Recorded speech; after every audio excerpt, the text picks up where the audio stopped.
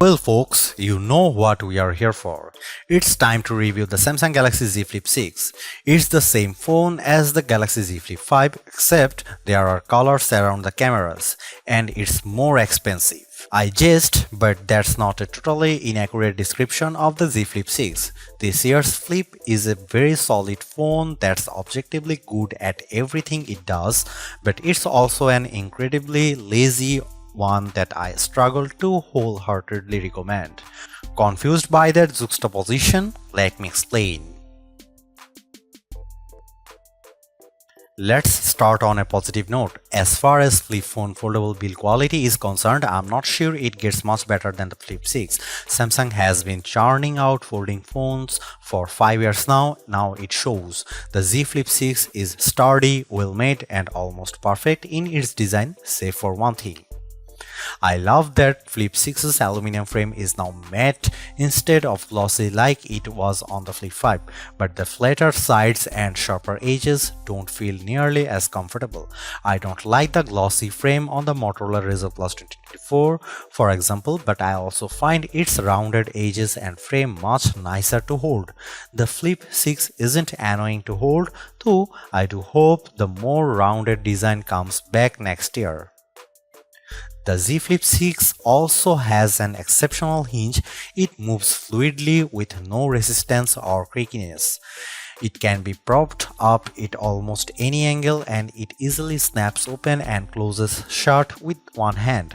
The hinge also more durable than ever, featuring Samsung's new dual rail hinge design. The company says it has better shock distribution than past models, while the new folding edge mechanism offers better resistance to pressure and sharp objects. Combined with an IP48 rating that offers dust and water resistance, this is one of the most durable folding phones you will find.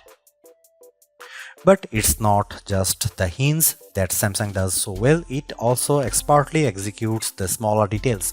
All of the buttons are firm and clicky, the speaker is loud and sounds surprisingly full, the fingerprint sensor is lightning fast.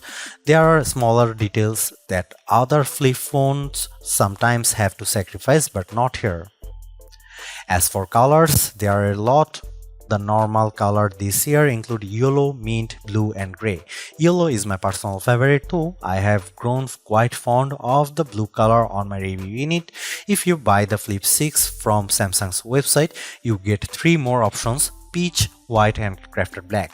Crafted black has a Kevlar-like texture on the back that looks cool in photos, though it feels a bit cheap in person. Also, even though I joked about it at the beginning of the review, I do kind of love the matching colors around the cameras. It's a fun touch. We have 2 screens to discuss here and we will start with the inner one. It's great. It's a 6.7-inch AMOLED panel with 2640 by 1080 resolution, up to 120Hz refresh rate and up to 2600 nits of peak brightness. The increased brightness is a very nice touch, but otherwise this is the same display as last year. This is one area where I am fine with the Samsung keeping things the same. The Flip 6's display is bright, colorful and sharp and it looks excellent whether I am watching YouTube or scrolling Reddit. Samsung has long been an expert in the display field and it shows once again on the Flip 6. I also have to mention that the crease is far less prominent on the Flip 6 than it was on the Flip 5. It is still there and more noticeable than the almost non-existent crease on Motorola's new Razr phones, but it's a big step in the right direction.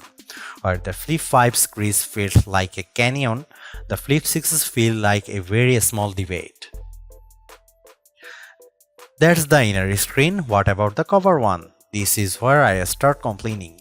Last year, the Galaxy Z Flip 5 took the teeny tiny 1.9-inch cover display on the Flip 4 and expanded it to a much larger 3.4-inch one.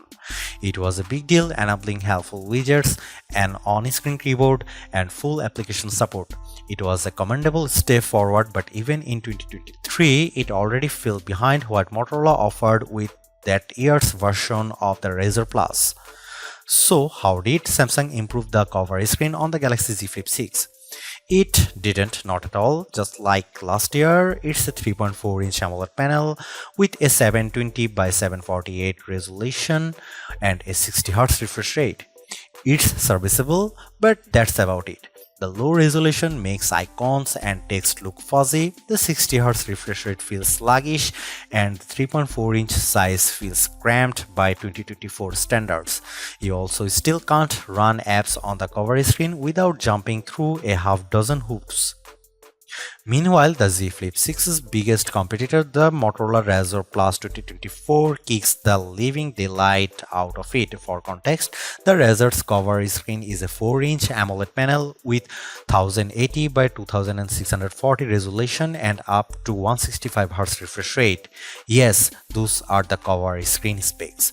The Razr Plus makes the Z Flip 6 look antiquated by comparison. This is one of the areas where Samsung needed to improve the most. Instead, it took the Flip 5's cover screen, slapped it on the Flip 6 and called it a day. It's incredibly disappointing and one of the phone's biggest sins. On a better note, the Galaxy Z Flip 6's camera are good. They aren't amazing, but the two main sensors are capable and reliable. If you want a phone that can consistently capture great images, you will be happy here. The star of the show is a 50MP primary camera, the same one you get on the Galaxy S24 and S24 Plus.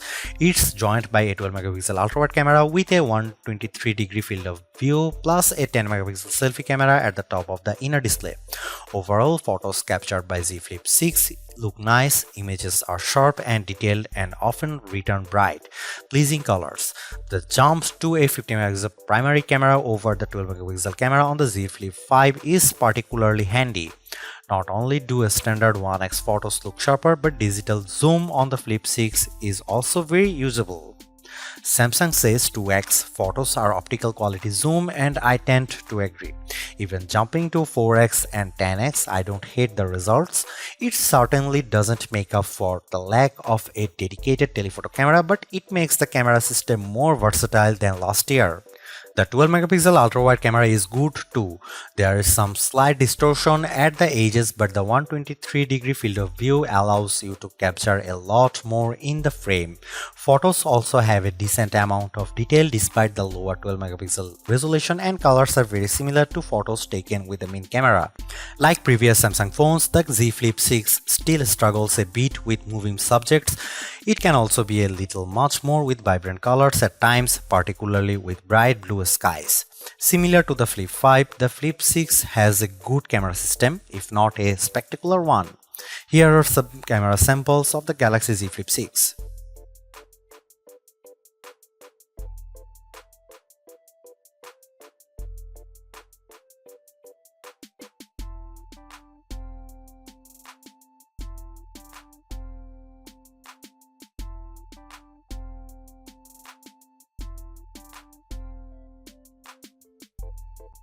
Take a look inside the Galaxy Z Flip 6 and you will find a Qualcomm Snapdragon 8 Gen 3 chipset, the exact same one you get on the Galaxy S24 and S24 Ultra. It also comes equipped with 12GB of RAM and 256GB or 512GB of storage, a welcome increase from the 8GB of RAM on the Flip 5. As expected, the Galaxy Z Flip 6 performs exceptionally. It is worth mentioning that the Z Flip 6 is the first Z Flip smartphone with a vapor chamber, specifically one that's 50% larger than the vapor chamber used in the Galaxy S23 Ultra. This is supposed to keep the Z Flip 6 much cooler when under pressure compared to past models, and it seems to work well.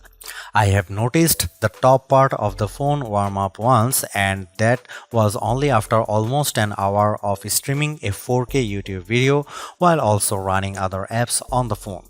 Throughout normal use, the Flip 6 stays as cool as a cucumber.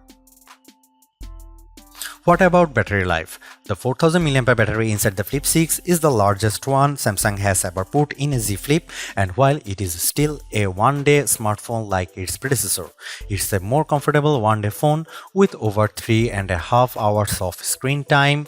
I can easily start a day at 6 or 7 am and get to well past 11 pm with 25% battery remaining. Samsung certainly still has room to improve, but this is a step up compared to the Z Flip 5. Unfortunately, charging speeds haven't improved at all.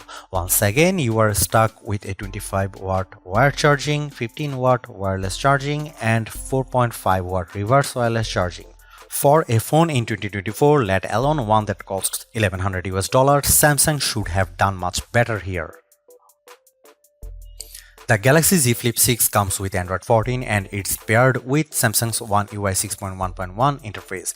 If you have used a Samsung phone in the last couple of years, you will be right at home. While Samsung's take on Android isn't my preferred interface, this latest version of One UI is incredibly smooth, polished, and feature-packed.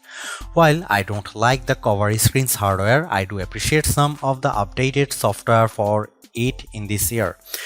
In addition to customizing the cover screen with full-size widgets for things like the weather, your calendar, and more, you can now have pages with multiple smaller widgets. For example, I have one page with 3 different Samsung Health widgets, and tapping each one shows more information about it. It's a small change, but I really like it. Speaking of AI, all of the Galaxy AI features introduced with the Galaxy S24 series are on the Galaxy Z Flip 6. This includes Circle to Search, the Interpreter app, Chat Assist, etc. These features all work on the Z Flip 6 just like they do on every other Samsung phone with Galaxy AI, though the Flip has a couple of exclusive editions. For one, interpreter mode can be used with the cover screen, showing your language on the main screen and the other person's language on the cover screen. If you are traveling in another country and trying to converse with someone in a different language, it's a bit easier than both of you huddling around one display. Further, if you are looking at a message on the cover screen, Chat Assist can analyze your conversation and offer suggested replies based on the context of messages. There is also a new sketch to image feature. As the name implies, you can sketch or draw on top of a photo you have taken, and Galaxy AI will turn it into something much more impressive. It's fine and technically works, but I can't personally see myself ever using it after this review. You can see a couple of examples above. I don't think Galaxy AI is the reason to buy a Samsung phone over a competitor, but it is nice to see Samsung finding more use cases for its AI tech, even if ones like sketch to images are downright silly.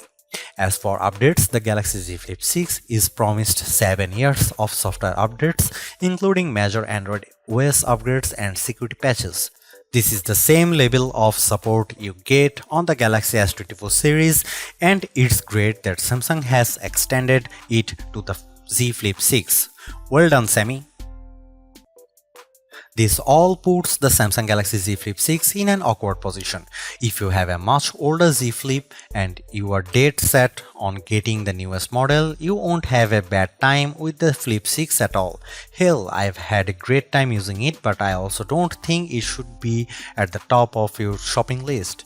If you want a good Samsung foldable, you can save yourself hundreds of dollars and buying a Galaxy Z Flip 5 and really not miss out on much at all.